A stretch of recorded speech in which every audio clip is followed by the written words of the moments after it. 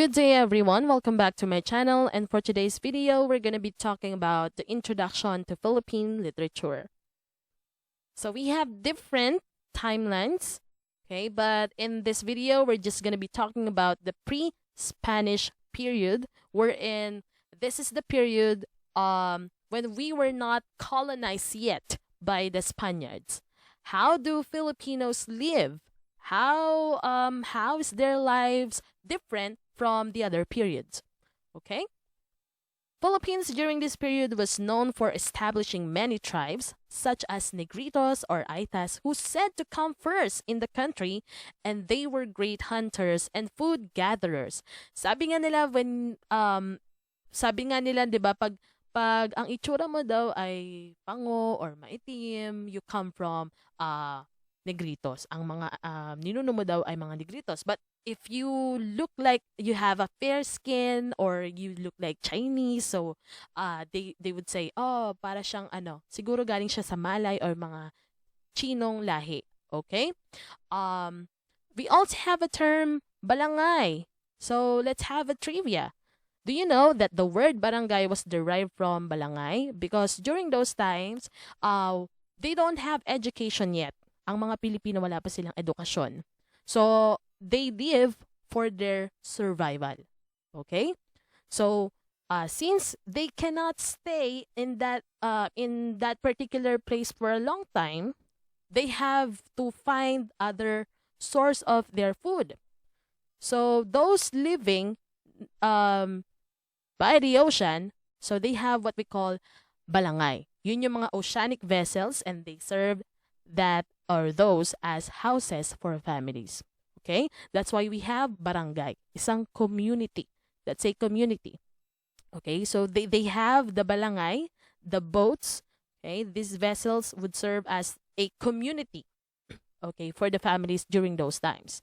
And other races such as Chinese, Indian, Siamese, and Arabic brought their writing systems and knowledge and skills in agriculture, jewelry making, and boat building. Up until today, we have like what we call trading, right? So hanggang ngayon naman, ano pa rin yan ginagawa pa rin ng mga tao. Like we trade our things to the other countries, nag-import tayo, and we do exporting. Okay? So we learned those kind of things in the pre-Spanish period. Okay? Now, people in this period already practice spiritual traditions, although they lack in terminologies. They don't know the term.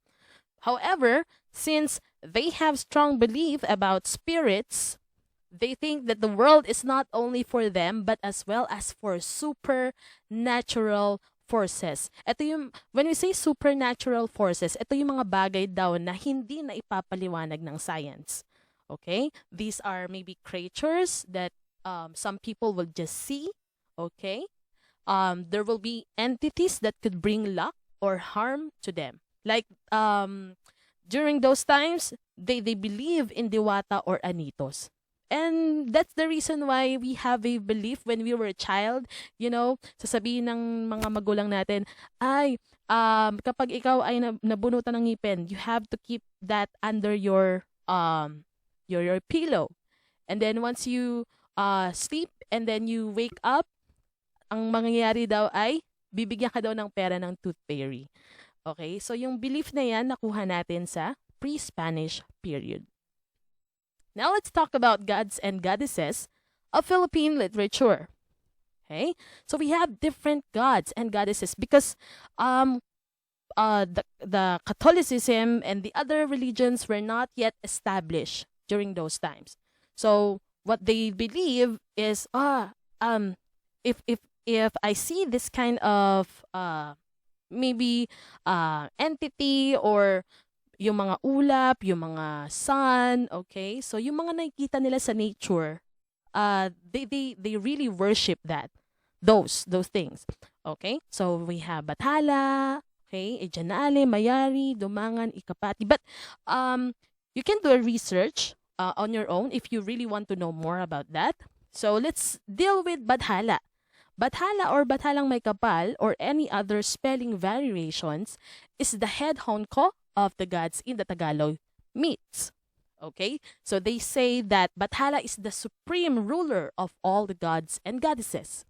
Now, when you go to Visayan literature, he is called Captain.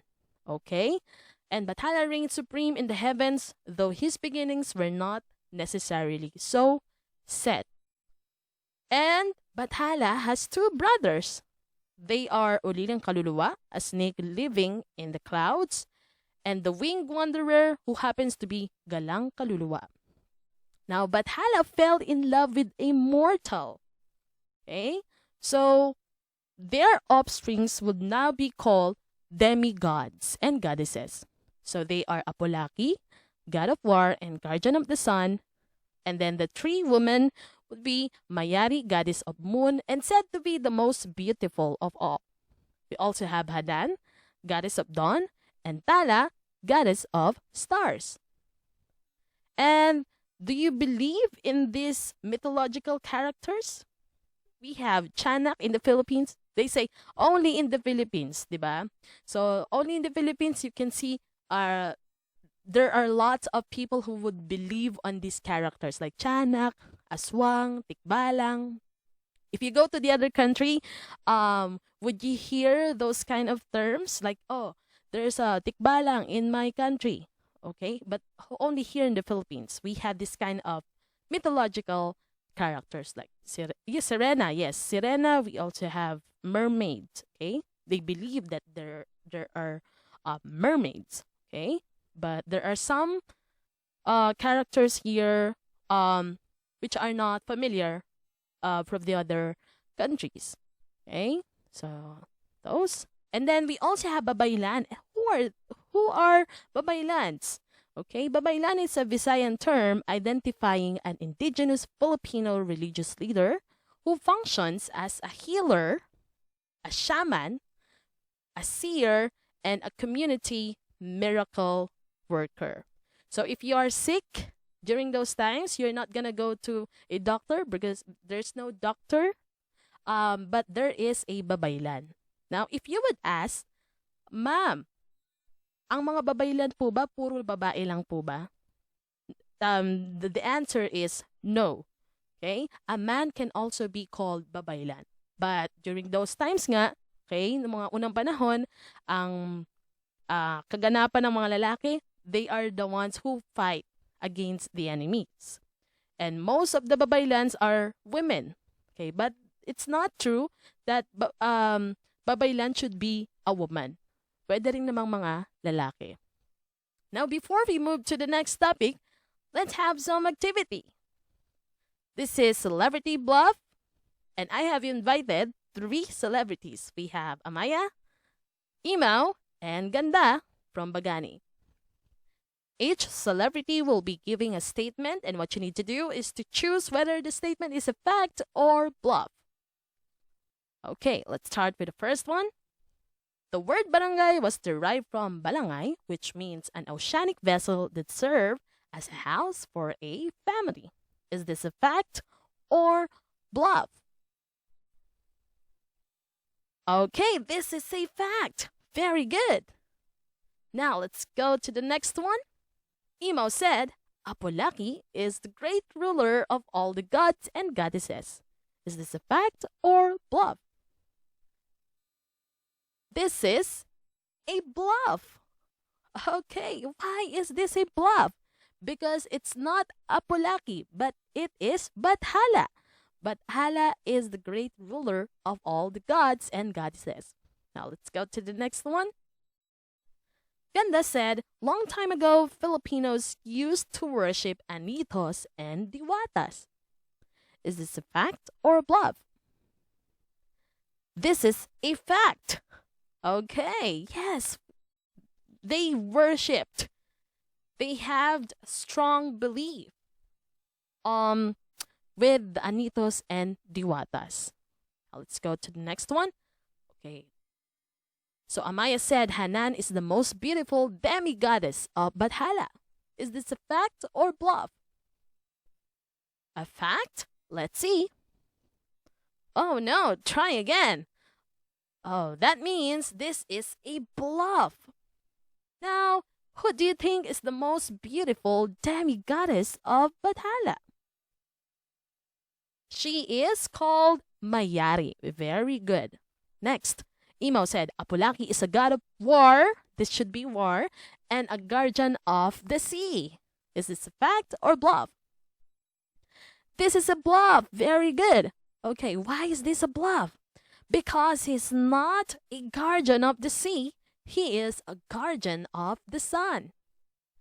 Next, Ganda said, Bathala had 3 daughters named Mayari, goddess of moon, Hanan, goddess of dawn, and Tala, goddess of stars. Is this a fact or bluff? This is a fact.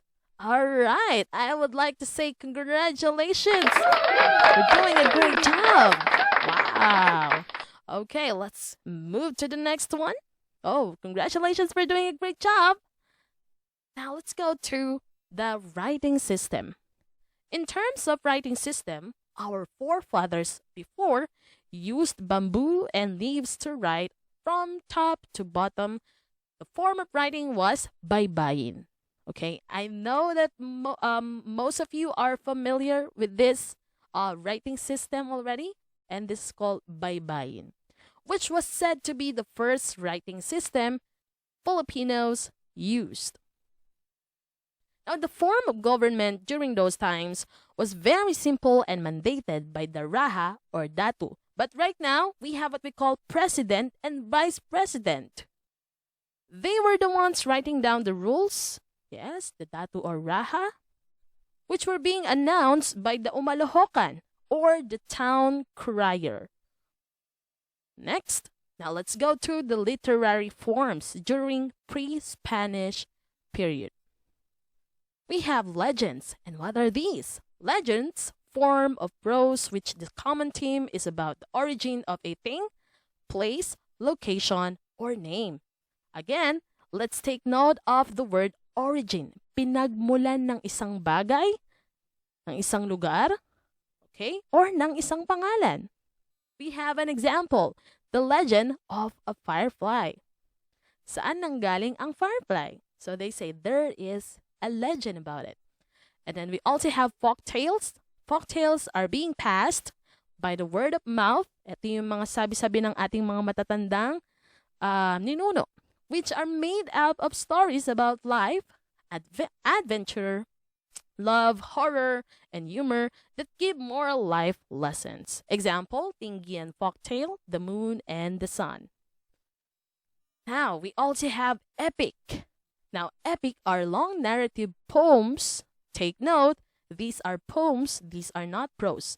Pag sinabi nating prose, these are more of narrative in form of sentences, okay? So, ibig sabihin, para siyang mga essay or paragraph, ganun po ang prose. But when we say poems, these are tula in Tagalog. There are verses, there are stanzas, there are lines, okay? So, in which a series of heroic achievements or events, usually of a hero, are dealt with at length. Here are the following Philippine epics. This the most common or the most popular epic here in the Philippines is the Biyag ni Lamang. Okay. Now we also have folk songs. Folk songs are songs which mirrored the early forms of culture. How do men court a woman? Okay? Usually, a folk song has 12 syllables. For example, we have kundiman, kumintang o tagumpay, at ang oyayi o hele. Now, the other forms are proverbs, salawikain, or is a set of words that contain a lesson or meaning. For example, aanhin pa ang damo kung patay na ang kabayo. Next is riddles. Tagalog term is bugtong and is usually comes with rhyme words. The listener needs to guess what is being described. For example, may binti, walang kita, may tuktok, walang muka. Ang sagot ay kabute. Next, we also have chant or bulong in Tagalog, which is a form of witchcraft. Ikaw ang magnanakaw ng bigas ko, lumuwas sana ang mata mo, patayin ka ng mga anito. Next, we also have maxims. These are rhyming couplets with verses of 5, 6, or 8 syllables. For example, pag hindi ukol, hindi bubukol. Now, sayings. It is anything that is said or preferably spoken. Example, putak-putak, batang duwag, matapang kat nasa pugad. And then we also have sawi-kain, sayings with no hidden meanings. For example, nasa Diyos ang awa, nasa tao ang gawa.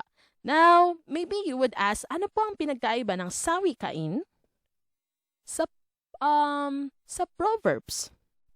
Ang salawikain, there is an underlying meaning. It's more of figurative, metaphorical siya.